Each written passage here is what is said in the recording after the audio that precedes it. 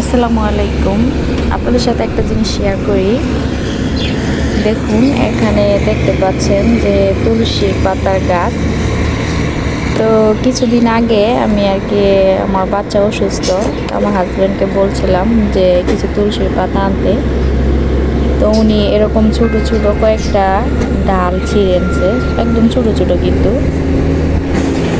দেখতেই পাচ্ছেন। তো আমি এই ডালগুলা রেখে দিয়েছিলাম পানির ভিতরে। 2 দিন রাখার পর আমি দেখতেছি যে পাতাগুলো মরে না। তো আমি হালকা কিছু বালু এনে আমি একটা তেলের বোতল এরকমভাবে কেটে সেখানে এই ডালগুলো লাগাই দিছি। তো দেখুন কি সুন্দরভাবে ফুল চলে আসছে, আর গাছগুলোও মানে মরে নাই, খুব সুন্দরভাবে। শুধু কিন্তু ডাল, এটা একদম ছোট ছোট ডাল, একদম জীবিত আছে, আবার ফুলও চলে আসছে। তো মাশাআল্লাহ।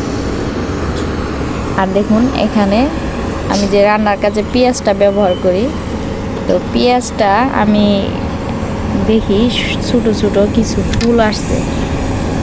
তো আমি ট্রাই করলাম বালুতে আর কি, এরকম দইয়ের যে একটা বক্সে আমি বালুর ভিতরে পেঁয়াজগুলোটা এভাবে লাগিয়ে দিয়েছি। বালুগুলো আমি হালকা হালকা পানি দিয়ে ভিজিয়ে দিচ্ছিলাম। তো দেখুন কি সুন্দরভাবে জীবিত হয়ে উঠছে। এটা কিন্তু মানে যখন আমি লাগাইছি তখন আর কি উপরের জিনিসটা একদম মরা মরা ছিল, তা এখন খুব সুন্দরভাবে জেগে উঠছে। তো দেখুন, বালুতে সত্যি এইভাবে যে গাছ হয় অসাধারণ একটা মানে টেকনিক আমি ফার্স্ট দেখলাম। তো ভালো থাকবেন সকলেই, আল্লাহ হাফেজ।